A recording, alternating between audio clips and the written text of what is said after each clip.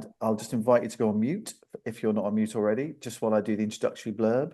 So I produce and chair these calls for Cumbria Arts and Culture Network. And the point of these calls is just to get excited about, learn, and share all the great stuff that's going on around the county in the cultural sector. And to hear from people that are doing interesting things, and also to discover things, and also quite often just to put people in contact with each other who might benefit from knowing each other a bit better. As it happens, this morning, I'm at Brewery Arts in Kendal, which is a magnificent place. I don't know when the last time you were at Brewery Arts was. I'm in a room called Room 14. I have no idea why it's called Room 14. There's probably a good reason. And I'm here because all week, Cumbria Arts and Culture Network has been working with the Centre for Leadership to help 12 young people, 2 of whom we're going to meet shortly, Cameron and Gemma, sitting there with Nicola Woolley, downstairs from me, to find out what they've been doing this week. In essence, it's been a work experience week where lots of skills hopefully have been learnt, and it culminates in a presentation that they're going to do this afternoon, all 12 of them in 3 little groups. So if you can remember that time when you had to do something for the first time in front of people, and how you felt about it. It's also exam season right now, isn't it? At schools and stuff. So anyway, the nightmares of the past have gone for me for the moment. But we're going to meet them shortly, along with Nicola, who's been driving that project. We're going to hear again from the lovely Alison Critchlow up there in Bonus on Solway, who's got a great new exhibition starting quite soon in Carlisle. And we're going to have the absolute honour of seeing some of her beautiful paintings on lots of slides this morning. If you don't know Al's work already, you are about to have a treat in store for you. So looking forward to seeing those pictures as well. And then we're also going to hear from Lisa Blackwell, who works for Cumbria Community Foundation, which you'll know about probably, who dish out lots of money across the county for various good reasons.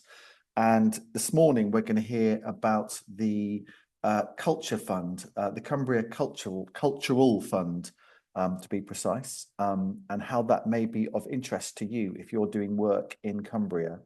And also a little bit about how you might apply for it, what the criteria is for that as well. That's been up and running again. It was kind of rebooted about a year or so ago, I think I'm right in saying. And we might well find out a bit more about that as well. So that is the plan for this morning. And I've just been bought a very nice flat white from a little cafe called Brew, I think, in Kendal on the main street. And it is a very nice coffee, so I can recommend that already. Although the cafe here at Brewery Arts also does excellent flat whites and very nice meals as well. So I'm very lucky, and I'm looking forward to a bit of brunch later on. Enough from me. Iona is in control, really. And in fact, you're just up the road from me this morning, aren't you, Iona? Where are you? Oh, well, I am, without, giving too much away, my celebrity Obviously. status. I live in Southside, which is up the A6 between Kendal and Shap. If you've got Kendal caravans, you've gone too far. That's my Okay. motto for visitors. Okay, excellent. And is your cat available just for a quick Oh, glimpse? yeah, yeah, hang on. There he Who's that? is. His name's George. George. And how He's old is George? well, not sure. Found him in a bush, but that's a story for another day. It's a bit like me. I'm not sure how old I am either, Yeah, but I I wasn't found in a bush. But that's what a still great time. response. How old are you? I'm not sure.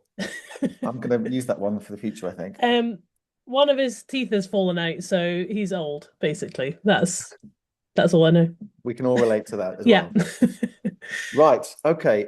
Before we move on, so I'm just going to ask Kate Parry, who is the director of Cumbria Arts and Culture Network. I know you've got a very important meeting later on this morning with some very highfalutin people about the cultural sector in Cumbria. Tell us just a little bit about what CACN has had to do with this project here at Brewery Arts this week.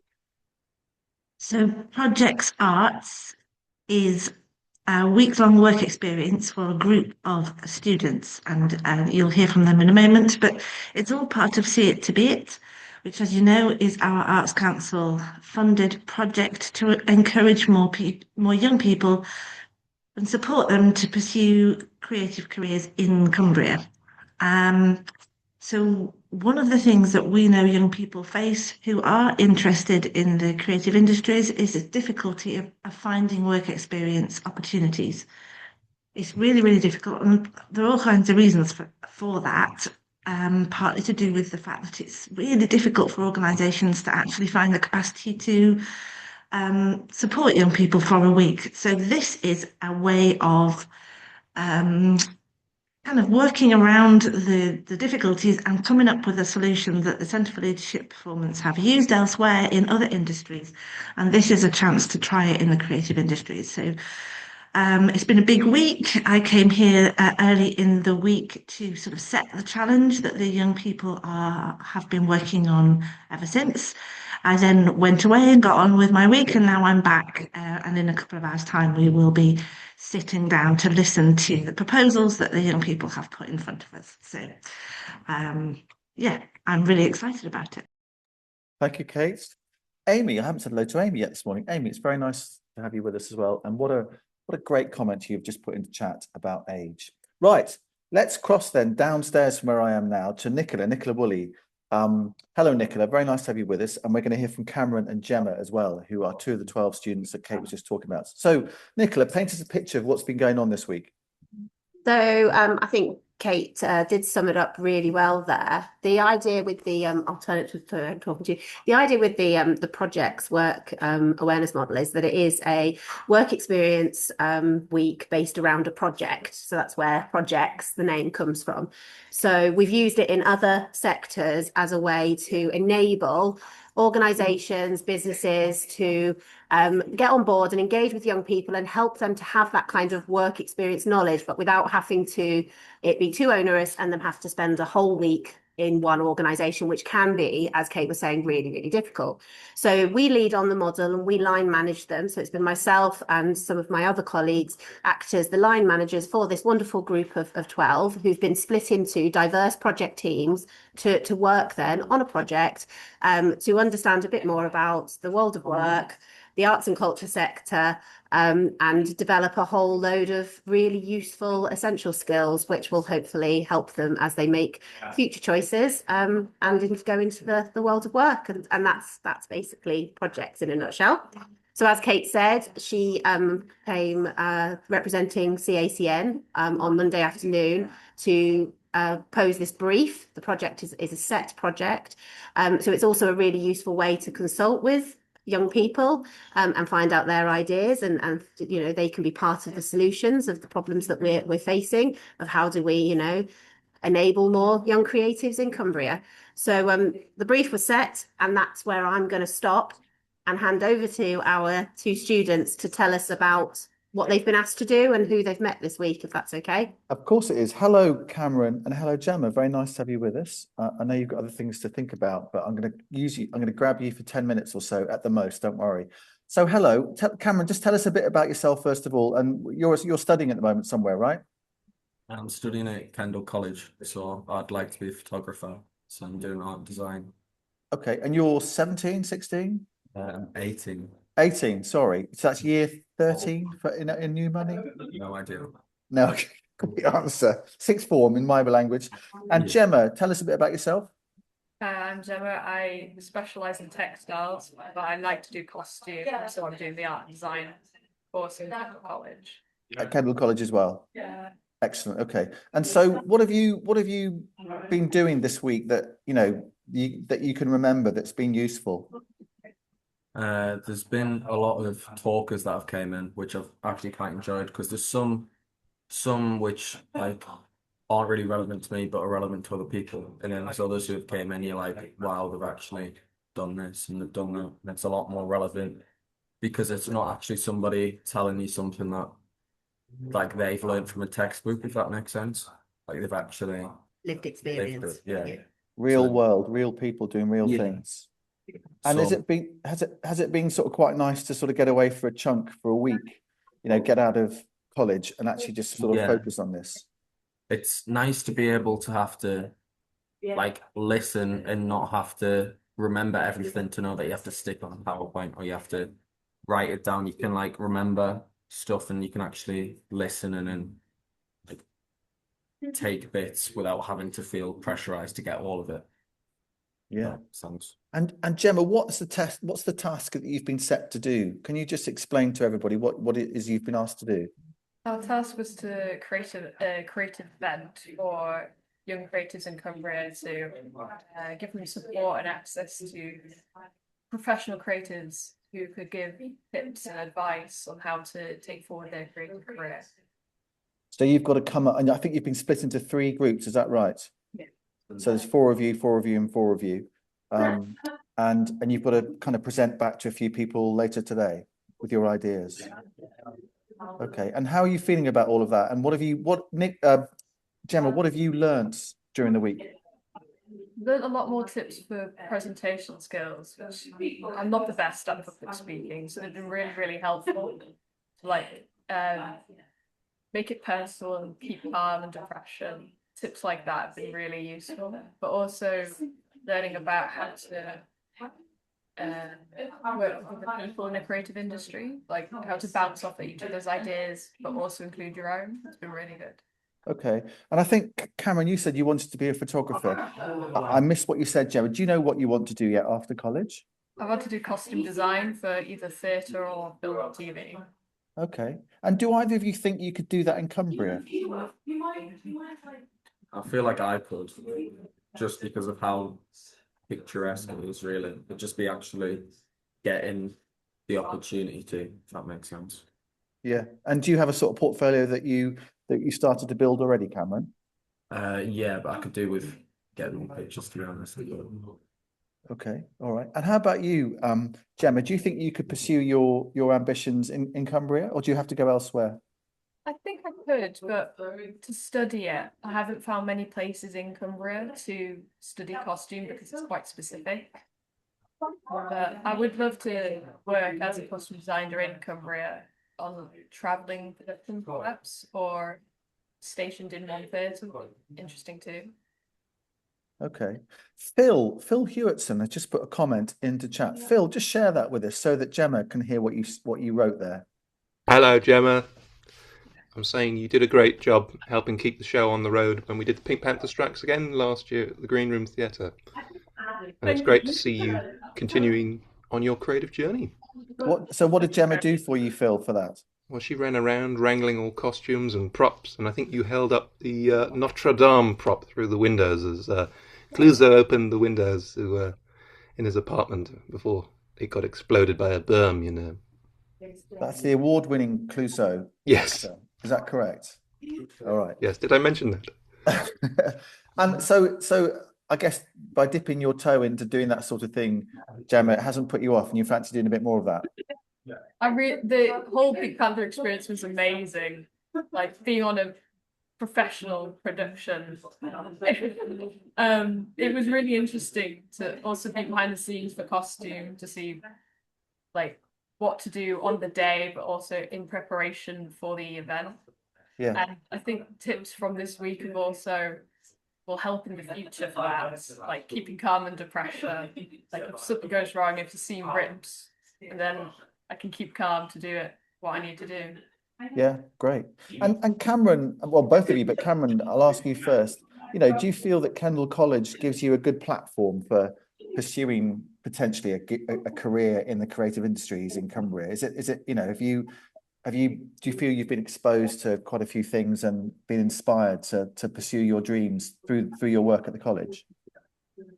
I'd say yeah, but I haven't really been exposed to Cumbria, like how the art that's in Cumbria, if that makes sense. Yeah. It's very like generalized thing. Like I wouldn't know like half the businesses that came in just through college, if that makes sense. So Yeah. You didn't know them before they came here this week. yeah. That's good though. Now you know that. So who have you met this week, Gemma and Cameron, that that you can remember? There was Simon from the Knotted Project, which was a drama theatre company. That's when. Yep. Which was yesterday. Was that or Wednesday? Sometime earlier this week. Yeah. Tuesday was a busy day. Do you remember your Tuesday people? We had. You met quite a lot of people. Yeah, Try Book It. Yeah. That was really interesting. Joan from Try Booking. Yeah. And did you meet Faye from the Armit? That was yesterday morning. Yeah, that was or Wednesday morning. Yeah, that was Look, quite a few people from the brewery have been involved, which has been fantastic. Okay. All right. Well, thank you for enough. joining us. Just last question to you both. What's next steps for you, Gemma, after this week is over? What happens to you? We're back to college next week, working on FWE for year 1. So just completing the final project. Okay. Okay. And how about you, Cameron? Just the same thing with the final project, and then once that's done, going from there and see what happens, essentially. Okay, great. And you've got your Decisions about your future. and you've got your presentations to do, I think, this afternoon, which with a bit of luck, I'm going to witness and enjoy as well. I'll let you go. Thanks ever so much for joining us this morning. It's so nice to have some young faces on Yeah, the well call. done, guys. Yeah, great stuff. You go and be busy. So, Nicola, feels like it's been so far a successful week for the project. Yes, it's been interesting for me. I came in on Monday and did like that first induction into everything, and because obviously it is a work experience program, we want them to feel like they have a job, and we want them to understand more about work processes itself, and obviously that's where C4LP really comes into this program. And then I've left them, and then they've met all these wonderful people, and they've been managed by my other colleagues, and I'm really excited to come back today to see these presentations at 1 o'clock as well, and actually see how they've taken all the information, like Cameron was saying, some of it has been relevant, some of it not so much for each different individual person. How have they taken that information? How have they used it, and how are they going to present it back? So yeah, can't wait for those 1 o'clock presentations. So, and thank you very much to CACN and the See It to Be It project for obviously enabling this to happen. It's been really great to work with you. Great. Kate, did you want to add anything just at the end there? Just that it's also been brilliant for us to know that this has been in fabulous hands all week long, and we've been able to dip in and out of it in complete confidence that these young people are being well looked after, and we're really grateful also to the brewery actually, who have just looked after them really well, made them very welcome, and put quite a lot of their time and effort into making the week work. But like I said in my comment, it's really noticeable how sort of quiet things were at the beginning of the week and how lively things are now, and that feels really positive in itself. Excellent stuff. Thank you. And a couple of comments there for pass on from Sue there for Gemma about John Parkinson up front. That's a good idea, Sue. Thank you. Lovely stuff. Well, we were all that age once. Even Derek Cannon was that age once, who's just joined us. Very lovely to have you with us, Derek. Let's go to the lovely, lovely, lovely Bowness on Solway, which must be absolutely stunningly beautiful this morning.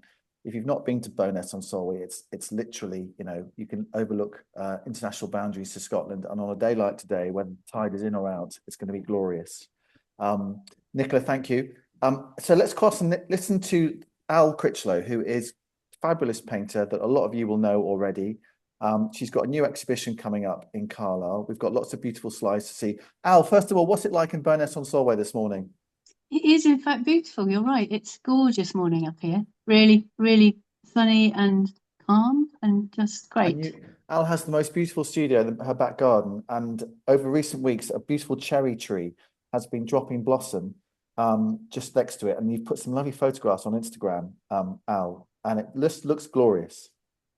I am a bit obsessed, to be fair. Yeah. It's hard to know who goes more silly, me or the cat. We get a bit nuts around the blossom time. Fred the cat. Right, over to you. Iona's going to pull your slides up. Al, tell us what you're doing. Thank you. So thanks, Iona, as well. Thanks for giving me a bit of time. So I'm having a show in Carlisle, which is a bit of a first for me. Iona, would you move us on to the first image? Thank you. So this is a first for me in terms of I've never tried putting on a pop-up show in Carlisle before.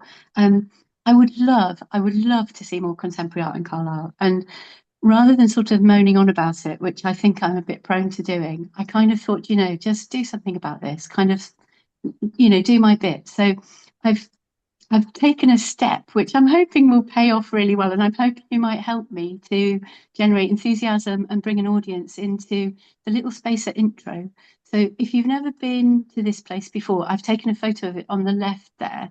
So that's the building. There's a little shop at the bottom that's for rent. So I'm renting it just for a week, and it's opposite the cathedral. So it's Paternoster Row. and I've put my poster up in the middle there. So the show's going to be on from the 29th of May, which is a Friday when it opens, to the 6th of June, and it'll be 10 till 4 every day. So it's a bit of a leap for me, but I'm hoping I can encourage lots of people to come along. I'm also giving a talk next week at Fletchertown, so I'll tell you a bit more about that as well before I'm telling you this, so I don't forget to plug that as well before I finish. Okay, let's have the first slide if we could, Iona, thank you. So I've been a professional painter for a bit more than 30 years now, and it's quite interesting looking across that time. There are moments where my practice kind of evolves really quickly, and then moments where it stays in more or less the same sort of furrow for a while. And in the last few years, I think it's been evolving at speed. And I've started to realise that there are two main threads going on. So they're happening simultaneously, but at different timescales. So on the one hand, I've got this abstract series of paintings, and they occur in kind of massive waves of kind of epic energy. And then simultaneously, I've got a much slower kind of rolling process of looking into landscape painting.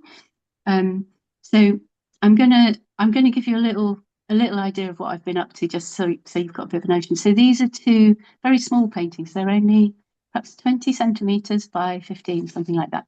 I've been making a whole series of these little springtime paintings recently, and they're all in different ways. They're taking inspiration obviously from the flowers and the epic tree that Tom just mentioned, but they're kind of all concerned with time and presence in different ways. So by that I mean kind of clock time, but also, so sort of time measured in hours, but also time of the mind, a kind of non-linear, stretchy, expandable time, perceived time. So all of this is kind of in the mix. So my paintings kind of happen in dialogue with other artists from across time as well. I'm super interested in that. So anyway, I'm going to take you on a little journey around the studio. So Iona, can you move me on? Thank you. So I don't know if this will work, but I've taken a few photos in the studio to try and give you an idea what's going on in there at the moment. So we're looking at my painting palette kind of table, which, to be honest, in these photos looks quite organised and is actually phenomenally outrageously messy at the moment. Things have been busy in the last few weeks. So, right, the next slide, Iona, if you can. We're going to go up to that painting that was on the wall. This is the one that was on the wall above the desk there. So it's called A Polite Request to Time. It's 120 by 100 centimeters, so it's kind of biggish. One of many paintings I've made that references a series of abstract drawings that were made by Hedda Stern in 1967. So this all came from a research project I did a few years ago, and it's evolved in recent years to kind of, the idea of a swarm is what I'm interested in, not really painting literally insects, but the notion of a sort of collective form of some kind. And across the last couple of years, that's started to become a motif, a sort of shorthand for looking around ideas of sort of collective impulses and how they might work. So they often showing up in the paintings at the moment as this kind of fragmentary sort of passages of paint that kind of move across the painting. So right, can we go to the next slide, Iona? So this is us getting our nose up close to that painting. So we're looking at, on the left, we're looking at the sort of bottom left-hand corner of the picture, and the one on the right is looking at the right-hand bottom corner of the picture. So it's important with these paintings to get your nose up close. So time is really in the mix here. So the more you look, the more you're going to see. So these pictures like this are built quite slowly. So you can see that the very bright pink thin paint is the kind of underpainting at the bottom. And then there've been lots of layers applied in different ways. So the drips and the dots and the sort of clumps of thick paint and the smudgy bits and the dry chunks and sort of thin dribbles, all of this stuff is this kind of range of marks I think of as being like a kind of abstract language. I think of it as a language of painting. Could you move on to the next one, Iona, as well? Thank you. So this is the same painting, and we've moved just slightly up the way so we can see some more up close detail. So you can see that there's a range of marks, but there's also shifts in the pace of the marks. So I'll be honest, I'm nerdily obsessed about this. So images have a kind of direction and a speed and a pace and a weight.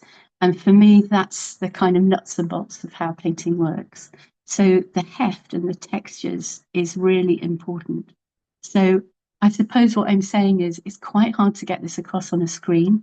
I would love for you to come and see the paintings in real life and spend real time. So a lot of the reason for all this detail is that I love the idea that you engage somebody's attention and draw them in close, and that once they're there, the surface is so interesting that they are going to spend time getting lost in it. I love that idea, and especially in a world where images come at you fast, I love the idea of a textured, physically interesting, sort of sumptuous surface that's going to slow your looking right down. I think that's kind of important in the digital age. Okay, so let's move on to the next slide. We're pulling away from that painting now. So the slide on the right, that's still the bottom right of that painting. And you can see I've got a bunch of notes kind of taped to the wall. So this is very much part of my studio process, to have studio notes. And there's starting to be an element of writing creeping into my studio practice in recent years. So these notes kind of keep me on track. They're a mixture of kind of quotes and questions and thoughts. And I keep them on the wall side, partly so I don't lose them because I am quite messy, but also partly just because they're this kind of rolling dialogue that's right in front of me, and it sort of keeps me on track. It's weird, but painters spend a long time in their own headspace, and you have this sort of weird internal dialogue going on. So anyway, right, so you see the picture on the left-hand side, we've got a picture behind the mad flowers. So we're back to the painting table. And then if you could show us the next slide, Iona, thank you. So this is the painting that was behind that desk. It's called Night Dances, and it's a very recent piece. In fact, it's still drying. Let's hope the gods of drying are on my side. So recently, I think a lot of my paintings, I'm sort of turning up the volume on colour a bit. It feels like, might even be a bit of a reaction to the heaviness of the world at the moment, I think. Often they have this kind of quite gutsy pulse to them, and they're sort of a bit baroque and slightly nuts, and I'm kind of going with it. So this is quite large. It's I think 100 by 90 centimeters, and it's got this quite amazing presence. It sort of holds an echo or a charge. It's almost a little bit orchestral. It's just gone out to the framers, which is kind of interesting because once it's left the room, I became really aware of the energy it was kind of exerting in the room. It's kind of weird, but there's a sort of palpable shift when it moved. And I love that idea that paintings might hold this kind of resonance, and that they might sort of affect the vibe in the space. You know, they might sort of tint the ether. I really like that idea. Okay, let's move on to the next one. Thank you. So the picture on the left is quite a small painting. It's 30 centimeters across by 24.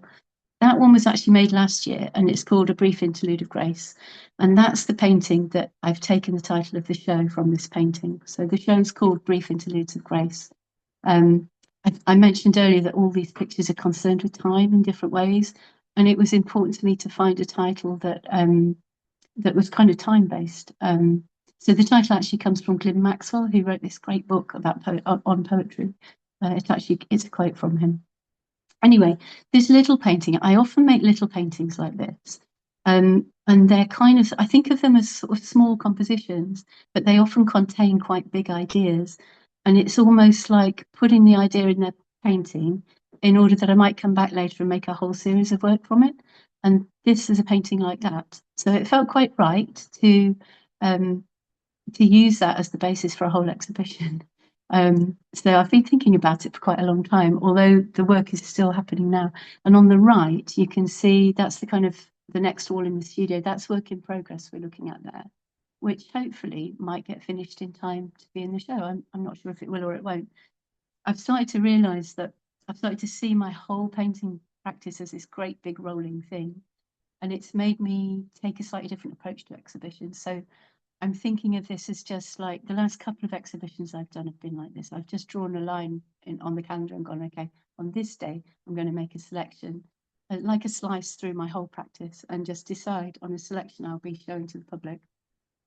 And it's a bit like pressing the pause button. So you can sort of stop for a minute, take stock, and then carry on. It's this kind of quite weirdly complex rolling process. Anyway, the picture on the right, can you see there's a little small painting on the right of the slightly mad pink one? if we move on to the next slide, Iona, thank you.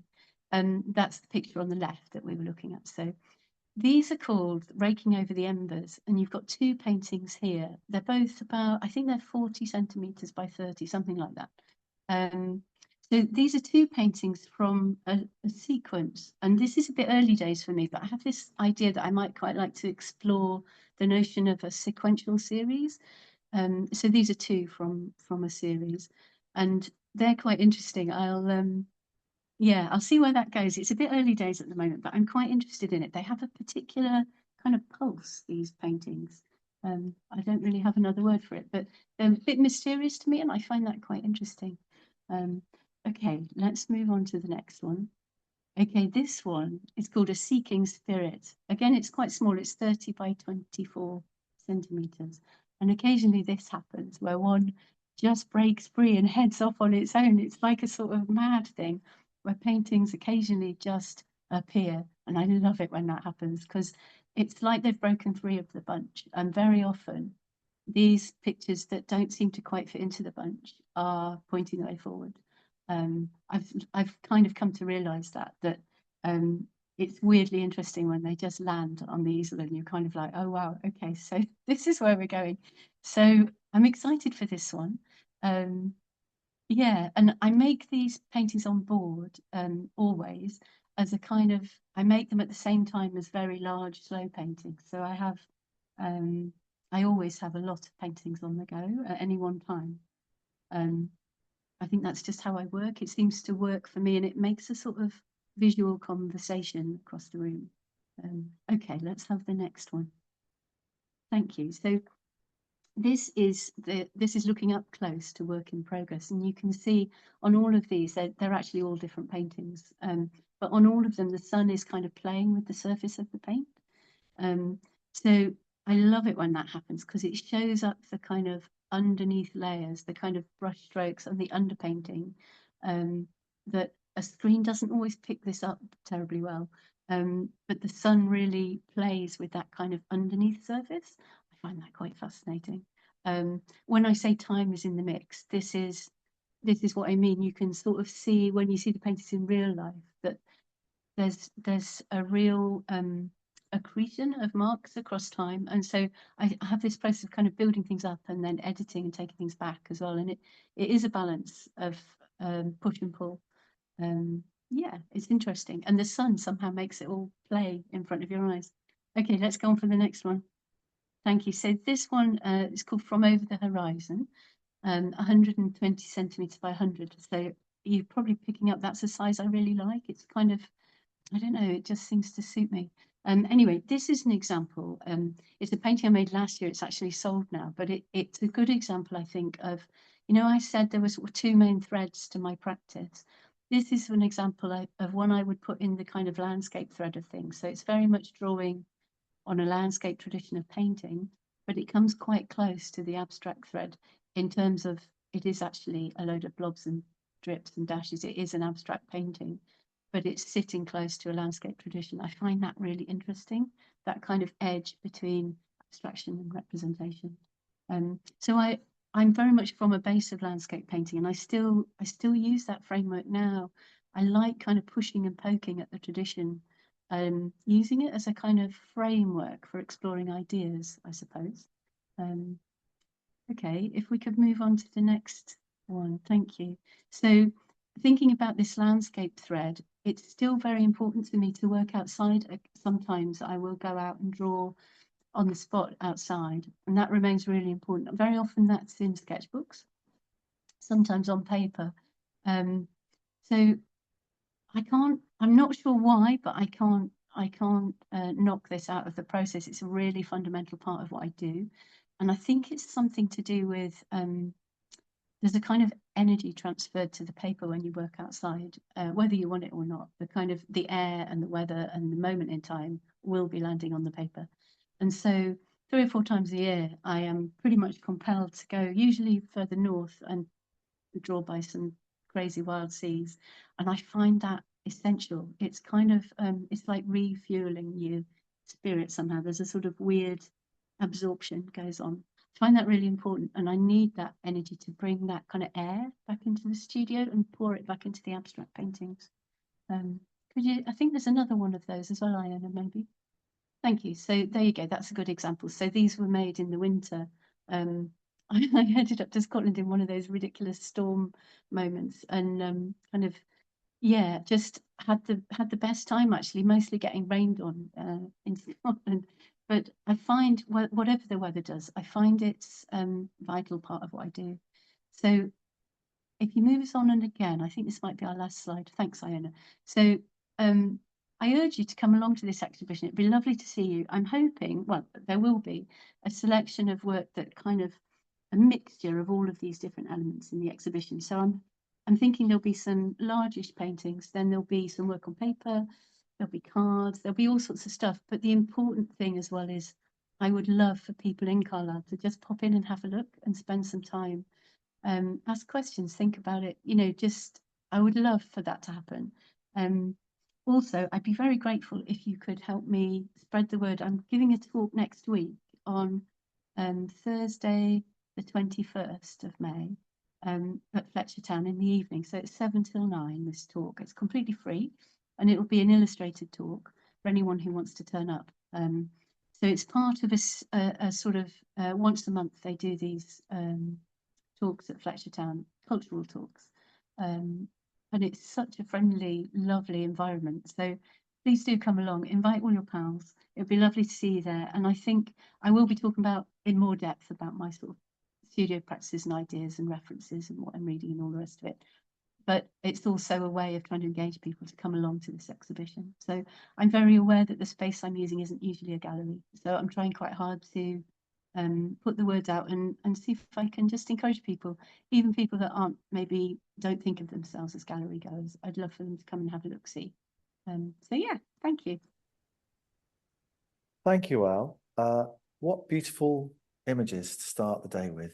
I've got quite a few questions to ask you. I'm going to ask you one first of all, though, from Amy in chat. Lots of lovely comments for you, Al, to look at in chat. Oh, thank you. Amy says, do you title the work right after or during the painting, or do you name it later on? So usually afterwards. Very occasionally there'll be a title in mind that actually sparks a painting nowadays. That's quite rare. Normally I title afterwards, but I have these kind of little books that I fill with. I'm one of those people that it's quite a bad habit this. I read quite a lot of books at once, and I tend to make little notes and write down quotes and things in these little books. And I often find that some of those will become titles. So very often they're quotes from things I've been reading. Okay. I last time I was at your studio, I think I kind of put my nose almost against some of your paintings just to see that texture and that thick blobby paint. And it made me think about the sun and the shadows. And there was an image that you just showed there with the sun coming through. I think it's for the unfinished one, the sun coming through the studio. Yeah. Has moving to that sort of area and moving and building that studio affected your style of painting? It's affected what kind of painting I can do. It's affected the scale of things, definitely. So I've been able to paint much larger because I've got a bigger studio. Yeah, it has actually. I think the quality of the light by the Solway seeps into the paintings. It absolutely does. Yeah, yeah. And I think if you move to Australia, you'd probably get a very different colour palette coming in. You know, I think it does seep in, even if you don't mean it to. Yeah. And how is it talking about painting, like the talk you've just done the last 15, 20 minutes or so, and this talk you're going to do in Fletchertown, and I've heard you talk about your stuff before, you know, do you find it easy to talk about your painting? Are you inviting us to sort of try and get inside your head to understand what you do, or is it just like a sort of a monologue that you're happy just to sort of share with people? So it used to terrify me, I'll be honest. It used to absolutely scare me to death. And I used to avoid it like the plague. But in recent years, I've realized that I can quite enjoy it if I decide that it's part of the creative process. And that's what I've done. I've had a shift in my head and decided that actually it's really useful, because if you've to explain to someone who doesn't know anything about your work, if you've to explain to them what's going on, it's a way of clarifying your own ideas, really, isn't it? So since I sort of rebranded it in my head as being this useful thing, I find I quite enjoy it now, but I do have to give it real thought. I'm aware that some of this stuff can sound a bit airy-fairy and a bit bonkers, and so I'm quite I do give it some thought how I want to try and present the ideas. Yeah, I hope I manage to do it. I think it's that thing of trying to put quite complex thoughts into simple language, and I'm not a fan of isms. Like, I think it's quite inarticulate to have to call everything a this ism or a that ism. It's kind of baffling, isn't it? No need for that, I feel. But I think you're very nicely and softly and gently self-deprecating as well, in the nicest possible way, which pulls us in to help, and you use great language to explain it as well. Iona asks, Al, what materials do you use? Is it acrylic paint? So what I'm using mostly is oil paint, but in recent paintings, there's quite often in the underpainting, there'll be some acrylic, and quite often there'll be spray paint, and sometimes charcoal, sometimes pastel, occasionally pencil. That'll all go in the mix. But yeah, oil paint is the main thing, and some of them are just oil on canvas. So it's a bit of a mixture. And the outside stuff tends to be watercolor and pastel, kind of mixed media on paper. Right at the start of your talk, Al, you said you'd love it if Carlisle had more, was it contemporary art? Is that the phrase you used? Contemporary art, yeah, I'd love a contemporary art space in Carlisle, like a brewery art centre or a Tate. Let's go for it, right? I'm part of a group who are talking about this at the moment, and it's not it's not to put down the efforts that so many people have done great things in Carlisle showing contemporary work. But I do think a dedicated space that really gives the option to have these shows would be really exciting, really interesting, and it would build an audience for art. And what would need to happen for that to take place, do you think? So I think we're quite close to getting that to take place. I think, I mean, a physical venue that's on a long enough contract that you can actually invest the time that you could put in for grant funding and really come up with a absolutely wonderful program of contemporary art for the city that is nationally interesting and important enough for people to actually travel to Carlisle to come and see it. I just think it raises the bar. If you can go and see, you know, if you're in London, you can go see the Tate or the National Gallery or the Royal Academy at will. You're seeing internationally important art at every turn. And it's quite hard to see art of that level in Carlisle at the moment. I'm not knocking Tully House. I think what they do is amazing, but contemporary art is not their focus. And so there is a real gap for a contemporary art space, maybe combined with film, theatre, you know, all of that stuff. But a bit like the brewery, you know, without Kendal has, you know, the brewery going on as well as Abbot Hall, as well as the Cross Lane project. So there are quite a few places that have got a really rich art programme happening there. Carlisle is bigger than Kendal. Yeah, and of course Barrow has Art Gene and various other Signal and various other places as well. I think it would really benefit everybody in every way. Is there a space, do you think, in Carlisle that already exists that could be this place? Yeah, there are lots of spaces. Amy is well up on this. Amy's part of this group as well, that we've been discussing this for some time. So where do you think would be the best place?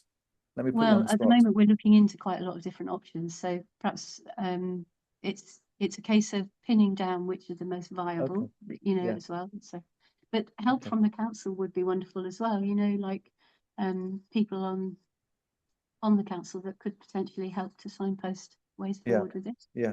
But also having exhibitions like yours at Intro, and Intro is a great space in itself. And it's a lovely location.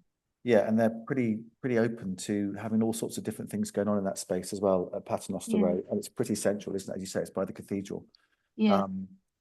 Just gorgeous stuff. So just you having your exhibition there, I know it's just for a week, will also, you know, who knows, it might sort of set sparks or light flames in people's minds about we could do I really more of hope this. so. I mean, Dan Ibbottson's done quite a few shows there, and they've always gone quite well, I think. And I just think the more art is on display, the more you build an enthusiasm for it. Yeah. And you just wake up, Al, and think, right, today I'm going to do a painting and it's going to be like this. How do you operate? Or do you set chunks of time in your diary, in your calendar to sort of paint as opposed to doing admin and sort of doing the shopping? Yeah, do you know the admin always comes last? It's terrible, isn't it? I draw a paint. I do this stuff all the time. It's what I do. So quite often I start at the kitchen table just drawing, and then I'll slide into the studio and whole days go by. But yeah, I mean, I do a bunch of other stuff as well, teaching and bits and bobs, talks and things. So yeah, it all comes in the mix together. Great. Well, I shall definitely be probably towards the end of the run. I shall be going to see that at Intro. Helen mentions Lowood Arts is opening on the 12th of June, near Armathwaite. Phil mentions that Start Gallery is a good little space too in Carlisle. I don't know Start Gallery, so I shall research that and find out where that is. Where's that, Phil? It's across the road from the market, heading towards Pitts Park and the castle. It's tucked away. Okay. Okay. Is that quite well established or is that new? It's been a couple of years. Okay, great. Well, Okay, that's a I new shall one go for and have a me. look. West Tower Street. Thank you, Sue. Al, thank you so much for sharing your beautiful work with us this morning. It feels like it's a sort of feels like a lot of your art is sunny and light and full of energy, and you've talked about time being important for the titles of your pieces as well. Really nice to sort of have that on a Friday morning to share and to talk about and to let it wallow in the back of my mind and the front of my mind, frankly. So thank you and good luck with the exhibition and well done for pulling it all together. Thank you. Thanks for giving me a bit of time. All right, great stuff. Let's conclude this morning by finding out, excuse me, a little bit more about how possibly a bit of funding could help you do whatever it is you want to do in the cultural sphere. Let's meet Lisa Blackwell, who works for the Cumbria Community Foundation and specifically is focused on, probably amongst other things, the Cumbria Cultural Fund. And what that is. So Lisa, hello, very nice to have you with us. Good morning, everyone. Over there in West Cumbria, someone near Workington. Tell us a bit about, just remind us what the Cumbria Community Foundation is, and then tell us a bit about what funds it holds that are specifically for culture and arts. Yeah, so hi, I'm the Grants and Programmes Officer at Cumbria Community Foundation. So the Cumbria Community Foundation is a local grant giving charity based at Dublin near Cockermouth. We hold over 100 different funds and we hold those for a variety of businesses, organisations and individual donors who all have a range of different causes and different locations that they want to benefit. So we do have some funds specifically for arts and culture, which is why I'm here today. And the main one being is the Cumbria Cultural Fund, which was relaunched in November 2024. I've noticed we've also got on the meeting Cherry Trologan. Sorry to put you on the spot, but I just wondered if you wanted to say hello. Cherry is one of our Cumbria Cultural Panel members who reviews applications. I don't know if she's still on the call. Hello, yes. Hi, Lisa. Sorry to put you on I am. I've been involved with the Westmoreland Arts Trust for quite a long time, since Mary Burkett stopped doing it. But now I'm also involved with the Cultural Fund, and we're very keen to use the connections with the Cumbria Arts and Culture Network to support young people, but other people as well, and help them get a sort of foot on the ladder. I think there are obstacles to getting working here. We've in the past supported people who've maybe needed a specific piece of equipment in order to help them move on with an application for something in the future. So not putting ideas in anybody's head, because there are all sorts of things that young people might need, but hopefully this will encourage some people to think about it and put in applications. Thanks, Jerry. Yeah, so we've got we do have a couple of funds available for arts and culture. The Cumbria Cultural Fund, thanks Iona, she's just shared the fund criteria on the website. We've got Cumbria Cultural Fund for individuals, and we do have some funds available for groups and organisations as well, but I'll mainly be touching on this fund today because we'd like to encourage applications from individuals. So the Cumbria Cultural Fund is to support people who are striving to achieve excellence in their chosen field of arts. So chosen field of arts is very wide. It can include, we've supported visual artists, poets, dancers, writers, musicians, conductors, music productions, sculptors. So it is quite wide. So there's no age limit for applicants, but there is a priority for young people, but it's not exclusive. We've had a range of age ranges apply. So the only criteria really is that you need to have been born in Cumbria, or you're living in the county and you were striving to achieve excellence in your chosen field of arts. And we do support people. We do try to support people that need it the most. So we don't look. It's not means tested, but we do look at income, and we take a rounded approach to applications. We have a look at people's circumstances, what they want to achieve.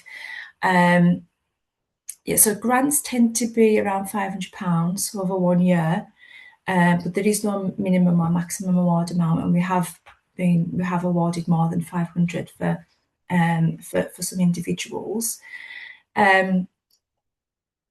We are encouraging applications from visual artists at the moment, because we've had a recent donor who's donated a pot into the Cumbria Cultural Fund who would specifically like to support visual artists. Visual artists is quite wide again. It can include, traditional painters. It can include, it can actually include dance, certain forms of theatre, graphic design, as long as it's not for commercial purposes, it's more art. Yeah. So in terms of the application process, we have 2 panels a year. So Sherry is one of the panel members for the panel, but we do accept applications from individuals in between panels if their project is, for example, time bound. If it falls outside of those 2 panels, we will look at applications electronically in between. Are you getting enough applications, Lisa? We're trying to encourage more applications. We haven't had many. We're not quite sure why that is. We don't know if there's any barriers to applications, or whether people think that they might not have a chance. But yeah, we are trying to encourage applications from individuals. We've been in touch with schools and colleges to encourage applications as well. So if anybody on the call today would like to spread the message, that would be really helpful. Okay, Amy's got a question for you. Amy. Hi, Lisa. Yeah, I just wondered, would you need to apply for something specific, as in a specific project or a specific piece of equipment, as Sherry mentioned, or could this just support general artistic practice? It can support. So just general artistic practice. It says we establish practitioners to grow, learn, and develop their practice. So applications do tend to be more successful if it's for a specific thing.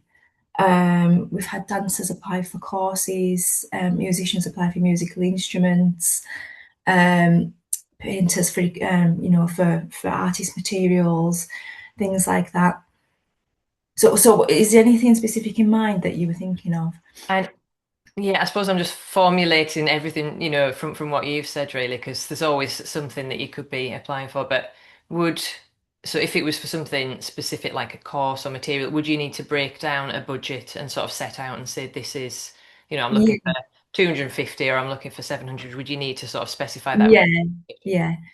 So we have had some people who have applied for, to display paintings in certain places. So they would have a budget for maybe like equipment, the fee for the day, that sort of thing, travel costs, that sort of thing.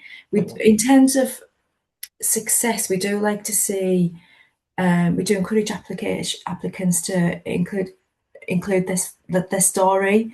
So we like to see dedication to that field of art throughout their lifetime. Notable achievements. For example, with artists, we like to know if they've been displayed in certain places, or dancers if they've took part in or won awards in performances, that sort of thing. Okay, thanks, Lisa. Cherry, if you're still there, because my screen is full of the Cumbria Cultural Fund slide at the moment.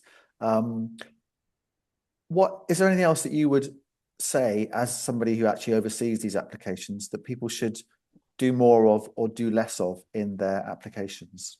What anything else to increase their chances of success?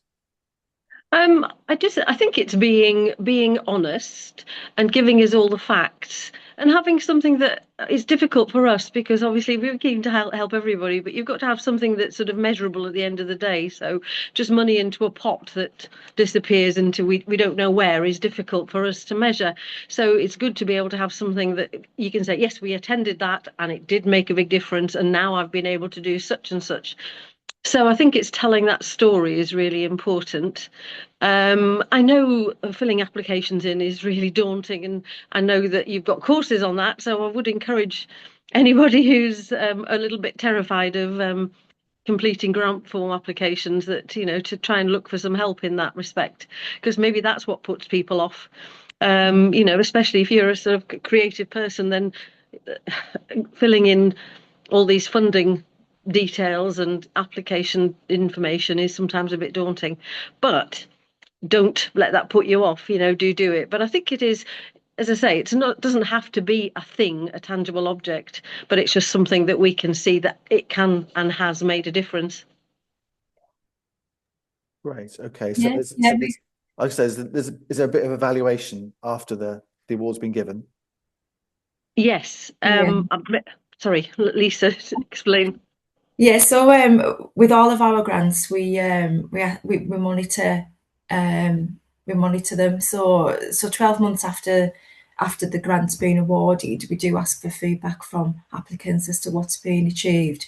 But if in terms of the application stage, like Sherry mentioned, if they can say this is, if somebody said, I want to buy a flute because this will enable me to do my grade 7, and that'll enable me to apply for the Northern College of Music, that sort of thing. We like to see cause and effect basically in applications, and lots of evidence as well.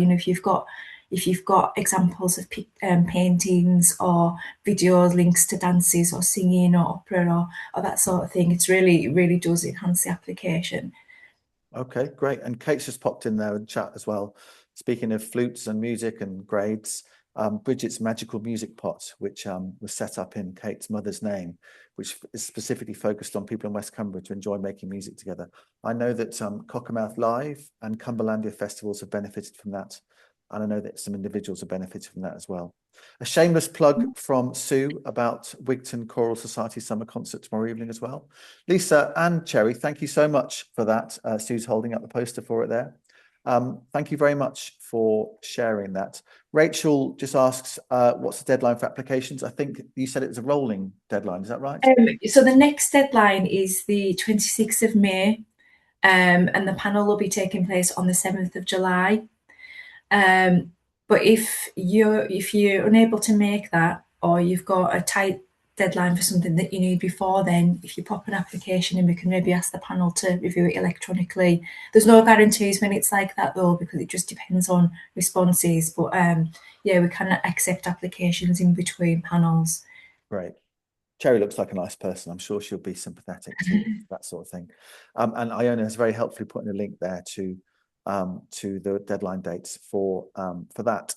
Phil, Carlisle Matters Show and Tell taking place 17th of May. Lots of stuff going on as ever. We've come to the end of our time this morning. I'm away for the next 2 Fridays, so the lovely Chris Bridgman is in charge. You're in very good hands there. And next week on the Slipway, something about stone circles. When was the last time you visited a stone circle? We're going to find out about stone circles in Cumbria, and also a festival called the Quob Festival, QUOB, which is cooking up a storm at the moment as well. So that's on the menu so far for next week, and other bits and bobs for the week afterwards as well. Thank you so much to Nicola, Cameron and Gemma, who've had to slip away, Al for those beautiful pictures, and Lisa and also Cherry for talking us through the Cultural Fund, and good luck if you're applying for any of that stuff. Great to see you all. Thanks for spending an hour with us this morning. Enjoy your Friday and weekend, and catch you again soon.